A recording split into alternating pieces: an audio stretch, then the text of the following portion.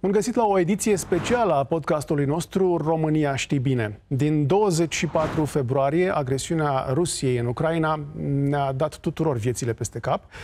Cât privește subiectele abordate la România Te Iubesc, acestea au fost puternic influențate de ceea ce se întâmplă în țara vecină. Asta ați putut vedea, desigur, pe parcursul întregului nostru sezon. Despre agresiunea Rusiei în Ucraina și mai ales despre situația în care a ajuns Rusia în momentul de față, avem ocazia rară de a vorbi astăzi cu eseistul Thierry Volton. Bună ziua, mulțumesc că sunteți aici. Thierry Volton este jurnalist, scriitor, autor, eseist. Cea mai recentă carte a sa, apărută la editura Humanitas, este Reflecții despre comunism. De altfel, comunismul este un subiect la care Thierry Volton s-a întors de multe ori de-a lungul carierei sale. Poate părea puțin ciudat că această carte a apărut chiar anul trecut, în 2021, și este atât de actuală.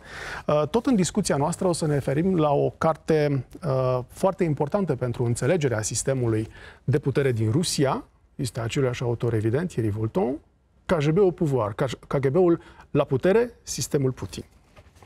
Evident, Thierry Volton este autorul monumentalei trilogii Istoria mondială a comunismului, pe care vă invit să o aprofundați. Domnule Volton, pare puțin ciudat să vorbim despre comunism în 2022, după un secol în care, după ce a făcut ravagii, comunismul a dispărut ca organizare de stat, putem să spunem. Însă iată că vorbim despre comunism. Ca să începem discuția cu ceva foarte concret, v-a surprins agresiunea Rusiei în Ucraina? Surpris, oui, bien sûr, parce que je ne pensais pas que, honnêtement, je ne pensais pas que Poutine irait jusqu'au bout de sa menace. Je l'ai compris qu'il allait envahir l'Ukraine, disons 15 jours, 3 semaines avant, mais avant, j'ai vraiment pensé qu'il faisait de la gesticulation pour essayer d'obtenir ce qu'il voulait sans heurts. En vérité, il avait l'intention, depuis toujours, à mon avis, d'envahir l'Ukraine. Et donc, de ce côté-là, il a rempli, si vous voulez, sa mission, en tout cas telle qu'il le pense, lui, sa mission. Alors, est-ce qu'il y a un rapport? La question qu'on peut se poser, est-ce qu'il y a un rapport entre cette guerre et l'héritage du communisme? Bon. Alors, oui, bien sûr. D'abord, on le voit, pour être vraiment, là on le voit le mieux, si je puis dire, c'est dans la méthode de guerre. Soyons clairs, cette guerre est une guerre excessivement cruelle, c'est une guerre de Deuxième Guerre mondiale. D'ailleurs, en vérité, quand il parle de dénazifier l'Ukraine, c'est bien qu'il se situe dans ce contexte-là, si je puis dire, de Deuxième Guerre mondiale, avec donc toute la cruauté, toute la violence, la brutalité de la guerre. La guerre est toujours brutale, j'entends bien, mais là, elle est particulièrement brutale. On n'hésite pas à écraser les populations, à bombarder toute la journée, la nuit, etc. Chose qu'on avait oubliée, si je puis dire, depuis 1945. Donc, de ce côté-là, on pourrait dire que l'armée russe se comporte comme l'armée rouge sous Staline. En tout cas, moi, c'est ce que je pense fondamentalement. Donc, même si ce n'est pas les mêmes hommes, puisque, évidemment, ceux qui étaient en 1945 sont morts, mais enfin, c'est une culture militaire qui a perduré. Donc, on pourrait dire que l'armée russe est vraiment l'héritière, si je puis dire, aujourd'hui, de l'armée rouge. Maintenant, est-ce que Poutine, lui, est l'héritier de Staline? Oui et non. Non, parce que d'abord, il ne se réclame plus du communisme, officiellement, j'entends. Le système politique n'est pas tout à fait le même. Il y a plus qu'un seul, il n'y a pas un seul parti unique. Il y a quand même une certaine petite respiration, toute petite respiration démocratique encore, parce qu'il y a encore des sites d'internet, il y a encore quelques journaux qui peuvent encore dire des petites choses, de moins en moins, j'entends bien, et surtout avec la guerre, en tout cas, presque plus. Mais enfin, on n'est plus dans la terreur des années staliniennes, soyons clairs. Enfin, moi, c'est ce que je pense. Hein.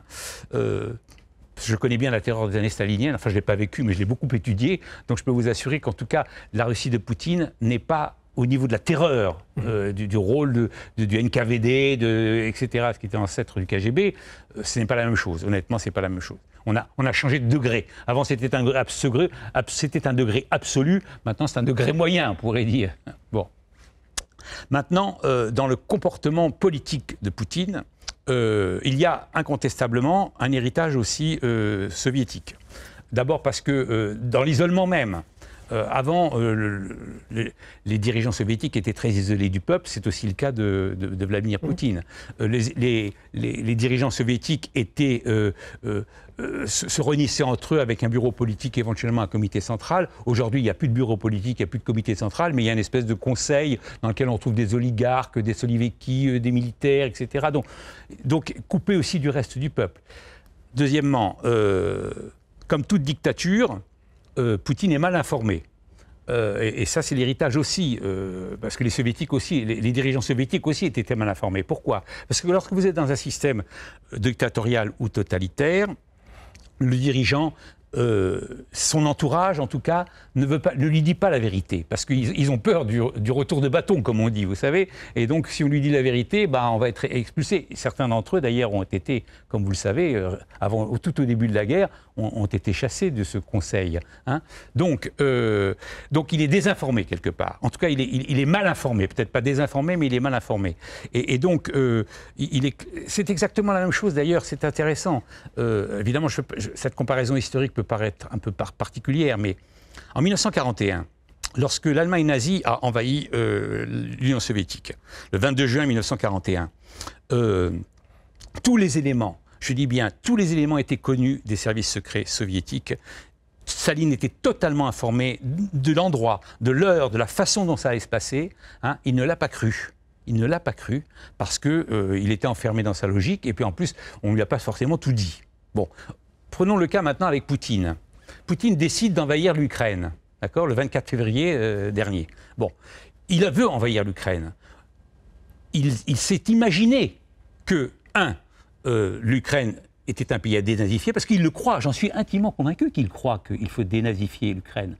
Il est dans une logique idéologique, dans une fiction, dans une irréalité idéologique, qui, je suis convaincu, il le croit. Ce n'est pas uniquement un argument de propagande. Il est enfermé dans cette logique.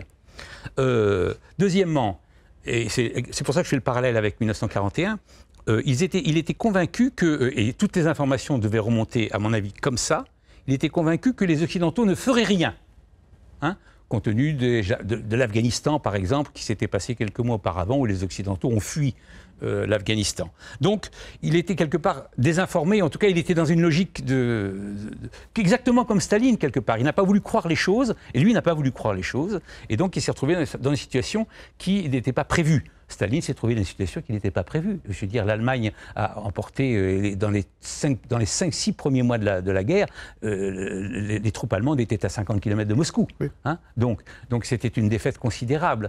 Bon, après, ça a changé, mais à l'origine, ça a été comme ça. Bon, et là, excusez-moi, Poutine s'est trouvé dans une défaite aussi considérable. Enfin, de moindre degré, j'entends bien, mais enfin, son objectif a été raté, Kiev a été défendu, et il était obligé de se replier. Donc c'est une défaite aussi russe. Donc si vous voulez, tout ça, ce sont des héritages qui existent incontestablement et qui sont normales, pour deux raisons. Excusez-moi, je suis un peu long pour répondre à votre question, mais je pense que j'essaie d'être le plus complet possible. La première raison est qu'il y a deux responsabilités. Il y a une responsabilité russe et une responsabilité occidentale. La responsabilité russe, c'est que finalement, on a laissé ces Solivéki prendre le pouvoir et organiser les choses. Et donc, bon, rien n'a été dit, si je puis dire. Il y a un héritage net entre le KGB d'hier et le système Poutine d'aujourd'hui. Ça c'est clair. La deuxième responsabilité, elle est occidentale et elle est à mon avis plus grave que la responsabilité des Russes, parce qu'après tout, les Russes, ils avaient vécu 70 ans sous le communisme et donc ils n'avaient pas forcément les capacités de changer les choses, en tout cas, de vouloir les changer. Les Occidentaux, eux, avaient les capacités.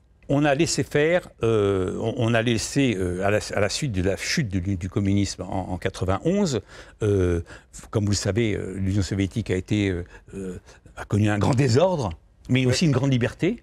Il faut le reconnaître, excusez-moi, entre 1991 et 1995, la Russie a été libre comme jamais elle ne l'a été dans toute son histoire. Alors aujourd'hui, on se moque de Helsinki, on dit etc., mais enfin c'est grâce à lui quand même que cette liberté a vécu. Et s'il reste encore aujourd'hui un tout petit peu de liberté dans la Russie poutinienne, c'est grâce à Helsinki. C'est lui. Mais c'est pas ça le problème. C'est que lorsque Poutine est arrivé au pouvoir, personne n'a rien dit. On n'a pas rappelé son passé, on n'a pas rappelé ce qu'était le KGB. C'est comme ça. Bon, et je pense que là, les Occidentaux ont une grave responsabilité. Parce qu'ils ont fait à M. Poutine, ils ont reçu M. Poutine comme un dirigeant normal, si je puis dire. Hein. Mais imaginez 30 secondes, qu'à la suite de la défaite de l'Allemagne nazie, 30 ans après la défaite de l'Allemagne nazie, arrive au pouvoir, 20 ans, disons, après la défaite de l'Allemagne nazie, arrive au pouvoir quelqu'un qui a appartenu à la Gestapo ou au SS, grosso modo, hein, mais qui a démissionné, les SS ne sont plus là, bon, peu importe, et qui arrive au pouvoir. Est-ce que vous pensez une seconde que les Occidentaux auraient déroulé le tapis rouge à ce dirigeant allemand? Bien sûr que non, alors que nous avons déroulé le tapis rouge à M. Poutine. Donc ça, c'est une grande responsabilité occidentale. Nous sommes coupables quelque part, je le dis d'autant plus parce que j'appartiens à ce camp-là, donc je peux me le permettre de le dire, nous sommes coupables dans une grande mesure de ce qui arrive aujourd'hui. E o întrebare la care ați început să dați răspunsul. E o întrebare care vine din acest volum apărut în 2008 și care este fantastic de actual în continuare. E ca un roman de spionaj care se oprește la 2008, dar care are efecte în prezent. KGB-ul la putere. Mai e KGB-ul la putere? Și întrebându-vă asta, vreau să vă invit să ne descrieți puțin acel sistem de care ați pomenit mai devreme, cu silovichi, oamenii puterii, oligarhi, militari, sistemul care ține în picioare tot acest zid de minciună, zid de autoritate, zid de abuzuri și care a permis desfășurarea acestui război. Pour comprendre cette situation, il faut se rendre compte d'une chose, c'est que les services de police politique, mais c'est aussi le cas en Roumanie, c'est aussi le cas ailleurs, dans les dernières années du communisme, disons dans les 20 dernières années du communisme, était la structure qui restait la plus forte, si je puis dire. C'était ce que je pourrais dire le squelette du système. Le parti n'existait que par rapport à ça, je dirais. Bon, le système sécuritaire était ce qui tenait le système. Quand le système s'est effondré, est resté le système sécuritaire. Le KGB est resté, lui, à peu près entier, si je puis dire. Bon, donc, et d'ailleurs, il avait préparé en vérité cette chute du communisme, parce qu'on le sait maintenant, et je l'écris d'ailleurs dans ce livre, avant la chute du communisme, des milliards de dollars sont partis à l'étranger, qui vont servir comme trésor de guerre plus tard, des gens se sont reconvertis, etc. Bon, bien. Donc, lorsque le système s'effondre, le KGB reste, lui, à peu près même si on le dissout, parce que vous savez bien qu'il a été dissous, et puis après il a été reconstitué sous le nom de FSB. Bon, mais ce sont les mêmes qui, d'ailleurs, ils ont changé de casquette, si je puis dire. Hein, et donc, c'est eux qui ont pris le pouvoir. Honnêtement, c'est eux qui ont pris le pouvoir. Ces structures de force, comme on dit, les silovikis, ils ont pris le pouvoir. Et ils ont été, aidés par des oligarques, qui sont disons, qui étaient à leur service, ça on n'ose pas vraiment le dire, on ne le dit pas beaucoup, mais les jeunes oligarques qui sont arrivés au pouvoir, à ce moment-là, dans les années 91, 92, 93, jusqu'à 95 justement, hein, qui se sont partagés les richesses, le gaz, le pétrole, le nickel, etc., qui se sont partagés les richesses de la Russie, ce sont des gens qui étaient en cheville, vous comprenez le terme de cheville, qui étaient en rapport, quelque part, en tout cas qui étaient autorisés à le faire, parce que s'ils n'étaient pas autorisés, ils n'auraient pas pu le faire. Hein. Donc, et d'ailleurs, vous savez, il y a une chose qui est étrange, il faudrait vraiment enquêter très précisément, à mon avis, ça n'a pas encore été fait, sur les premiers millions de ces gens-là, de ces jeunes, Abramovitch, etc., Tipchenko, et tous ces oligarques qui aujourd'hui sont multimilliardaires. Il faudrait savoir d'où viennent leurs premiers millions. Vous savez, on dit en affaires, le plus difficile, c'est le premier million. Oui. Après, c'est beaucoup plus facile. Bon.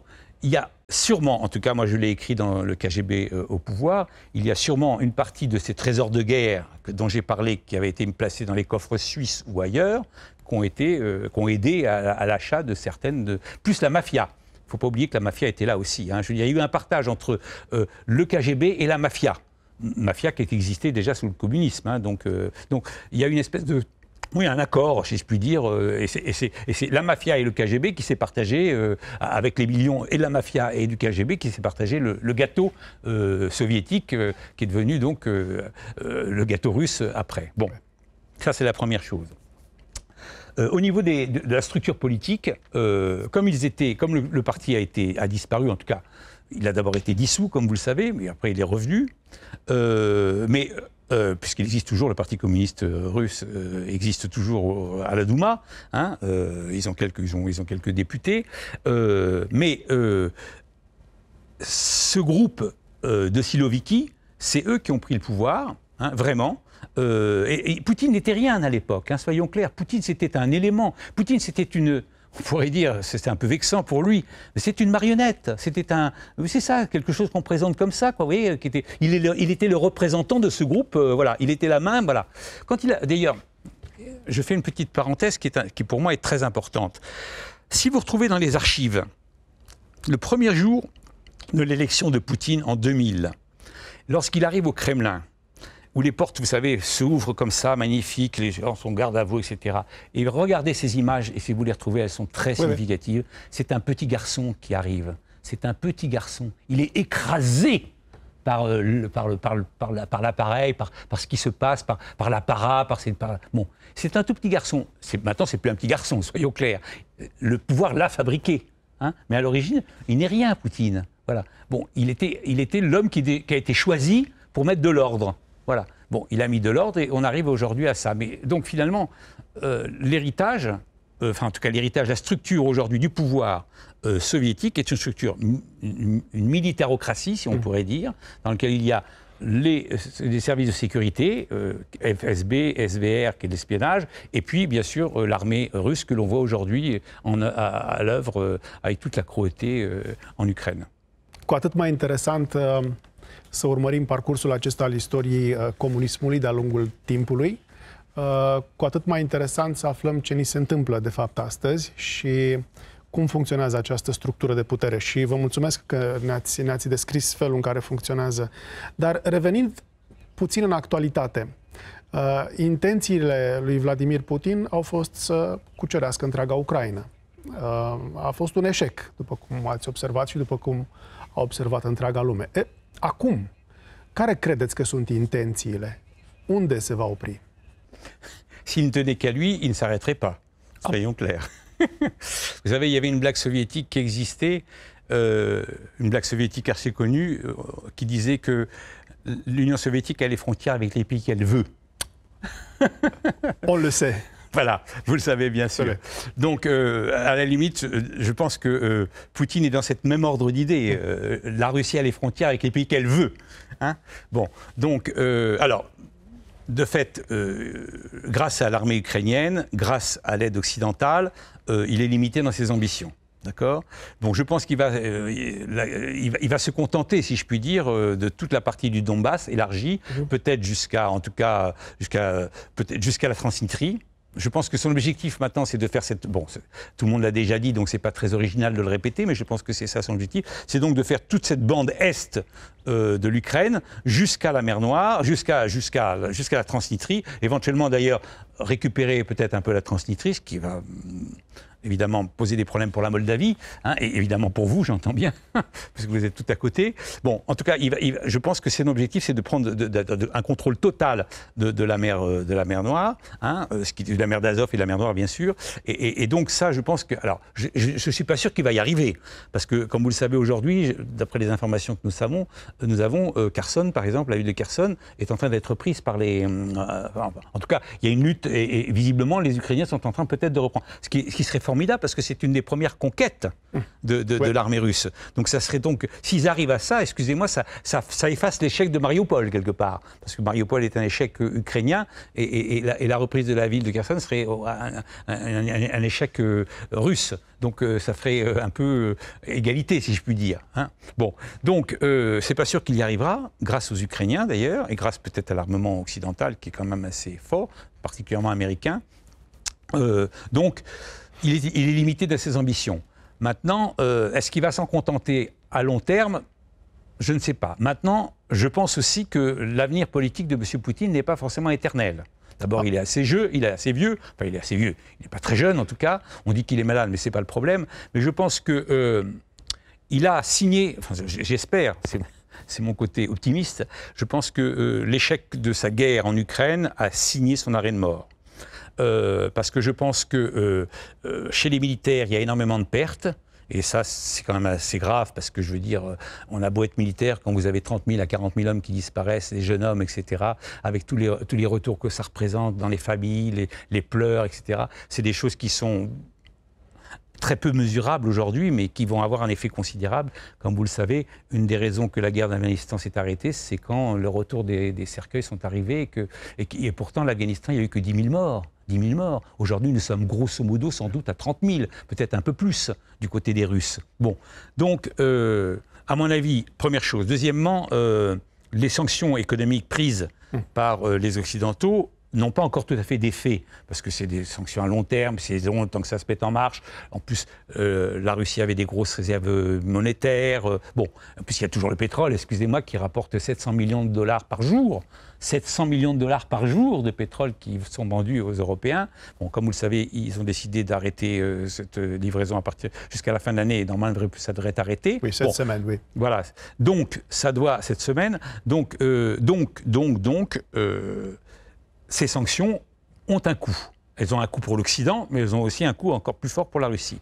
Donc, tout ça, ce sont des éléments qui pèsent. Les oligarques, qui sont les alliés, et qui ont été formés, qui ont été, disons, autorisés par le pouvoir et par Poutine en particulier, vont y perdre des plumes, comme on dit. Bon, donc, il n'est pas impossible que tout d'un coup, M. Poutine ait une crise cardiaque, quelque chose comme ça, un malaise, un cancer qui se déclarerait, je ne sais pas moi. Donc, je pense que on peut s'y attendre dans les 2-3 ans qui viennent, à mon avis. Pas tout de suite, mais dans les 2-3 ans qui viennent, parce qu'il faudra bien qu'il paye cet échec. Parce que c'est un vrai échec. Et c'est un échec qui va coûter très cher à la Russie, qui l'isole du reste du monde, en tout cas pas du monde du tiers-monde, du monde pauvre, parce que les Russes sont encore très présents là, mais en tout cas du monde occidental, c'est clair. Maintenant, la Russie est complètement isolée de ce monde-là, donc c'est le monde qui est riche, excusez-moi de le dire, mais c'est avec ce monde-là que c'est important de faire du commerce. Hein. Donc la Russie y perd beaucoup. Bon, donc tout ça va se payer, à mon avis, et donc à un moment donné, alors est-ce que ça changera quelque chose? La question qu'il faut se poser, c'est si Poutine disparaît, est-ce que ça change quelque chose? Malheureusement, je pense que non. Malheureusement, je pense que non, parce que les gens qui vont prendre sa succession sont les gens qui sont comme lui, si je puis dire. La seule chose qui va changer, c'est que compte tenu du fait que Poutine s'est engagé dans cette guerre et qu'il est en train de la perdre par rapport à ses objectifs premiers, ça va permettre à la Russie, s'il y a une nouvelle direction qui arrive, de rebattre les cartes. C'est-à-dire de rebattre les cartes, c'est-à-dire éventuellement de faire une marche arrière que Poutine ne peut pas faire. Parce que Poutine, ça serait une humiliation pour Poutine de faire marche arrière. Maintenant, si Poutine disparaît et qu'une nouvelle direction arrive, on peut éventuellement renégocier, peut-être pas forcément se retirer totalement de l'Ukraine, de l'Est de l'Ukraine, mais en tout cas reculer les lignes. Bon, voilà, ça c'est une possibilité. Et les Occidentaux aussi auraient une façon de sauver la mise, si je puis dire, parce qu'ils pourraient lever les sanctions, puisqu'après tout c'est une nouvelle direction. Sanctions qui coûtent très cher aux Occidentaux aussi, il ne faut pas l'oublier. Hein. C'est à double tranchant ces sanctions. Donc voilà. C'est ça qu'on peut espérer, si je puis dire. C'est pas merveilleux comme avenir, mais enfin, c'est toujours un avenir meilleur qu'aujourd'hui. Nu știm ce se va întâmpla și mai ales cum.